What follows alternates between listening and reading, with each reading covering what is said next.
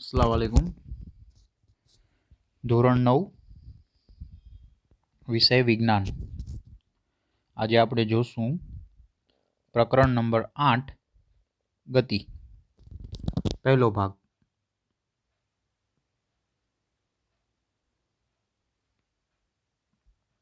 સૌથી પહેલા ગતિની વ્યાખ્યા। જ્યારે કોઈ એક પદાર્થ બીજા પદાર્થની સાપેક્ષે સમય સાથે પોતાનું સ્થાન બદલે છે ત્યારે તે પદાર્થ બીજા પદાર્થની સાપેક્ષમાં ગતિ કરે છે તેમ કહેવાય। એટલે ગતિ તે એક પ્રકારનો સાપેક્ષ ખ્યાલ છે।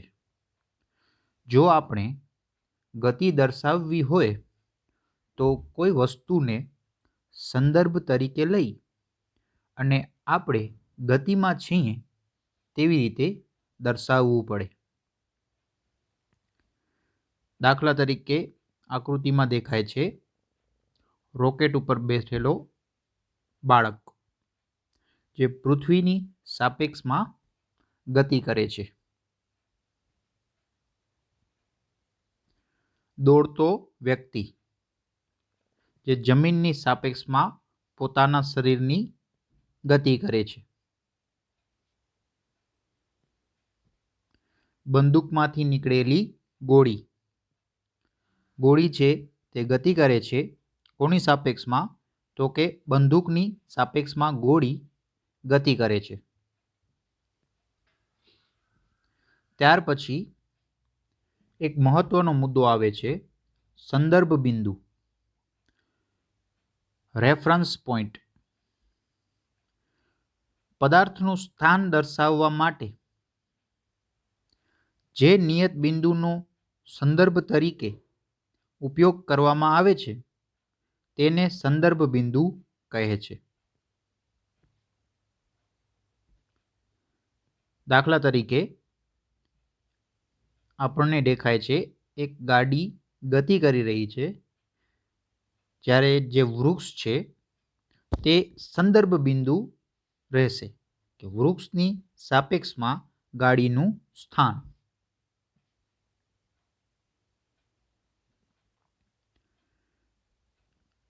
અંતર આપેલા સમયગાળામાં ગતિ કરતા પદાર્થે કાપેલા ગતિપથની કુલ લંબાઈને અંતર કહે છે। અંતરનો SI એકમ મીટર છે અને અંતરનો મોટો એકમ કિલોમીટર છે। સ્થાનાંતર આપેલા સમયગાળામાં ચોક્કસ દિશામાં પદાર્થના સ્થાનમાં થતા ફેરફારને સ્થાનાંતર કહે છે। સ્થાનાંતરનો પણ SI એકમ મીટર જ છે।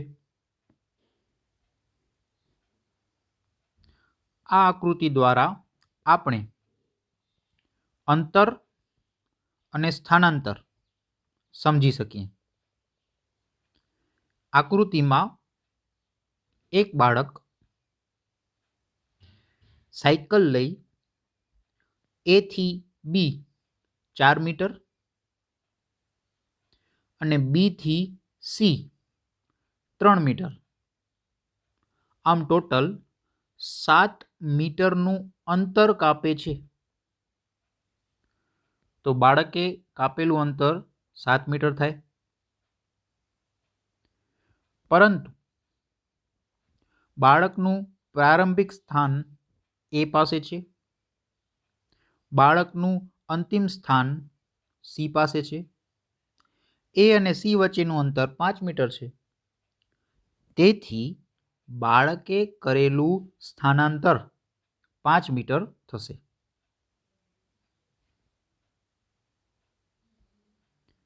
એવી જ રીતે આ આકૃતિમાં આપણને દેખાય છે કે એક વ્યક્તિ પોતાના ઘરેથી ફેક્ટરી તરફ જવા માટે રસ્તા ઉપર અંતર કાપે છે,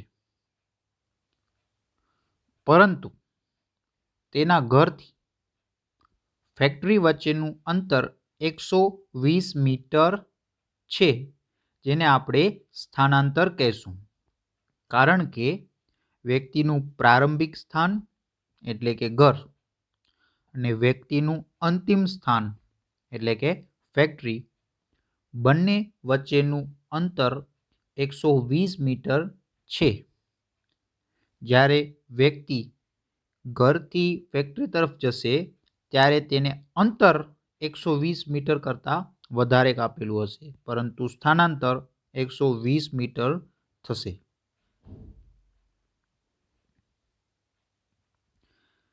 પછી એક મહત્વની બાબત છે કે સ્થાનાંતર માટે નીચેના પૈકી કયું સાચું છે?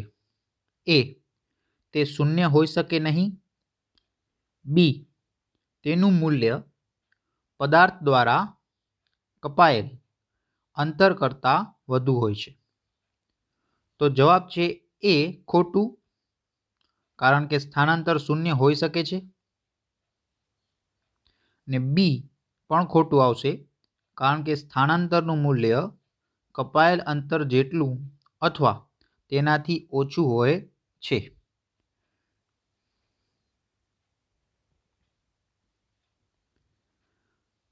ત્યાર પછી નિયમિત ગતિ. જો કોઈ ગતિમાન પદાર્થ સુરેખ પથ પર સમયના એક સરખા ગાળામાં એક સરખું અંતર એક જ દિશામાં કાપતો હોય તો તે પદાર્થની ગતિ નિયમિત ગતિ છે તેમ કહેવાય. દાખલા તરીકે એક કાર O થી A થી B અને B થી C તેમ એક જ દિશામાં અંતર કાપે છે. O થી A તરફ તેને 4 મીટરનું અંતર કાપતા 2 સેકન્ડ લાગે છે. A થી B તરફ ફરીથી 4 મીટરનું અંતર કાપતા 2 સેકન્ડ લાગે છે અને ફરી B થી C પણ 4 મીટરનું અંતર કાપતા 2 સેકન્ડ લાગે છે. એટલે કે સમાન સમયગાળામાં સમાન અંતર એક જ દિશામાં કપાઈ રહ્યો છે. તેથી કાર નિયમિત ગતિ કરે છે તેમ કહેવાય. અનિયમિત ગતિ. જો કોઈ ગતિમાન પદાર્થ સુરેખ પથ પર સમયના એક સરખા ગાળામાં એક સરખું અંતર એક જ દિશામાં કાપતો ન હોય તો તે પદાર્થની ગતિ અનિયમિત ગતિ કહેવાય. અહીં આપણને દેખાય છે કે એક કાર સમાન સમયમાં જુદું જુદું અંતર કાપી રહી છે. પ્રથમ 5 મીટર, ત્યારબાદ 5 થી 15 એટલે કે 10 મીટર, ત્યારબાદ 15 થી 30 એટલે કે 15 મીટરનું અંતર. સમયગાળો સમાન હોવા છતાં કાર દ્વારા કપાયેલ અંતર અસમાન છે, જે અનિયમિત ગતિ દર્શાવે છે. નિયમિત ગતિનો એક ઉદાહરણ લઈએ. ધારો કે એક પદાર્થ 5 મીટર અંતર પહેલી સેકન્ડમાં, બીજું 5 મીટર અંતર બીજી સેકન્ડમાં, 5 મીટર અંતર ત્રીજી સેકન્ડમાં અને 5 મીટર અંતર ચોથી સેકન્ડમાં કાપે છે. અહીં પદાર્થ સમયના એક સરખા ગાળામાં એક સરખું અંતર સુરેખ પથ પર કાપે છે. સુરેખ એટલે સીધું. તેથી આ પદાર્થ નિયમિત ગતિ કરે છે તેમ કહેવાય.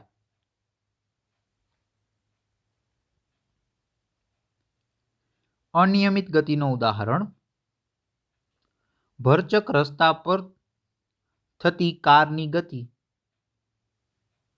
રસ્તા પર ટ્રાફિક હશે તો કારની ઝડપ ધીમી પડશે. રસ્તો ખુલ્લો હશે તો કાર ઝડપથી આગળ વધશે અને ટ્રાફિક સિગ્નલ લાલ થતાં તે ત્યાં થોભી જશે. આમ કાર સમયના એક સરખા ગાળામાં એક સરખું અંતર કાપતી નથી. તેથી તે અનિયમિત ગતિ છે તેમ કહેવાય. એક બીજો ઉદાહરણ પણ લઈ શકીએ કે એક ગાર્ડનમાં કોઈ માણસના દોડવાની ગતિ જે પણ સમાન સમયમાં સમાન હશે નહીં, જે દર્શાવે છે અનિયમિત ગતિ.